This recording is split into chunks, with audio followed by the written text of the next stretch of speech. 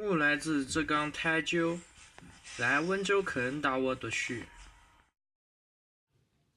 我来自浙江禹州，是禹州科恩大学读书。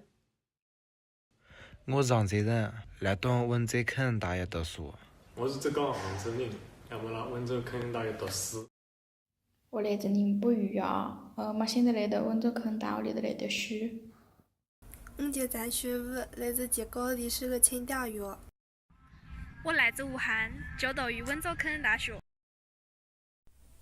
我来自重庆，就读于温州科恩大学。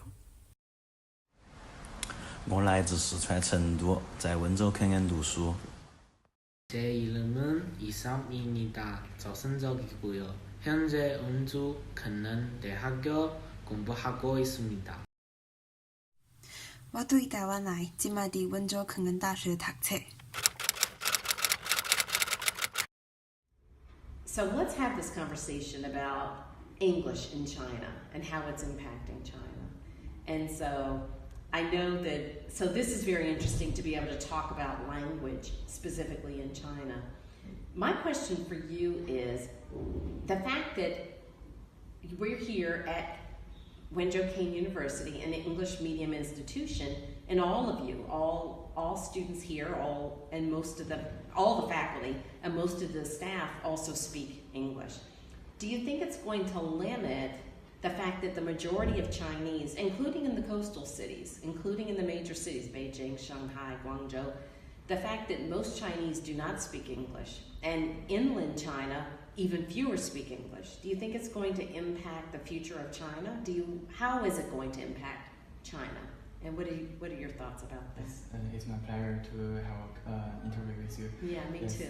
And for me, I think many people in China, maybe they don't have money or they don't have the opportunity to study English, and so they cannot experience some, and they cannot learn some improved knowledge or some technology from America.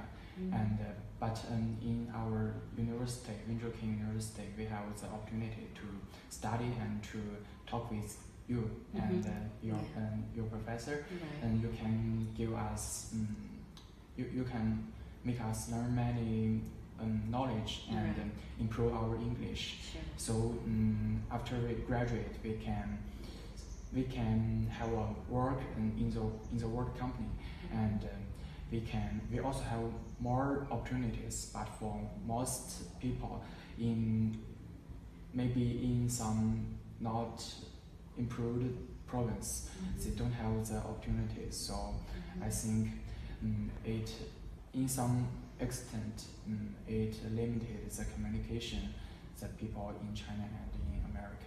Sure. I think that, so I do think that's really, I think that's wonderful. I think it's interesting to be able to have this conversation. What do you think?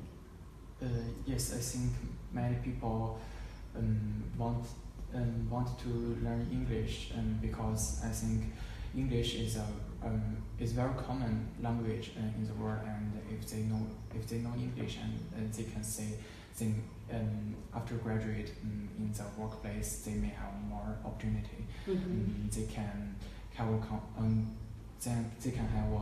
conversation with other people and can learn from them. I think if you just know Chinese, maybe if you are in in many big companies, they also have to cooperate with some international companies. So they must say English, and if they don't know, if they don't say English, I think maybe it's a bad influence for her for the last few years for her work experience. Yes.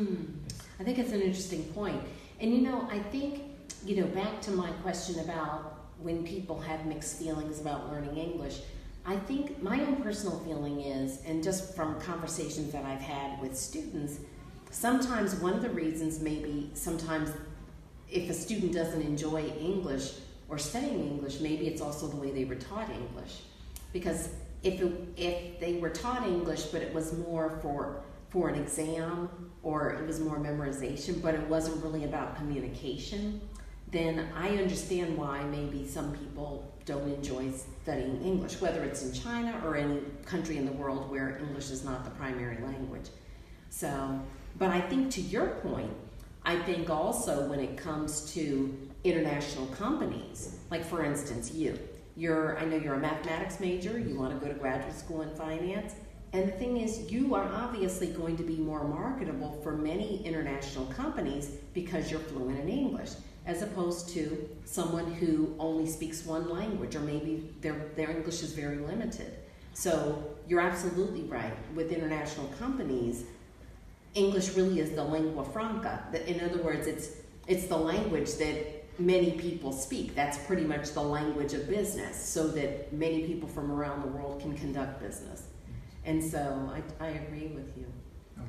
Yes, and thanks for this interview. Absolutely. Thank you.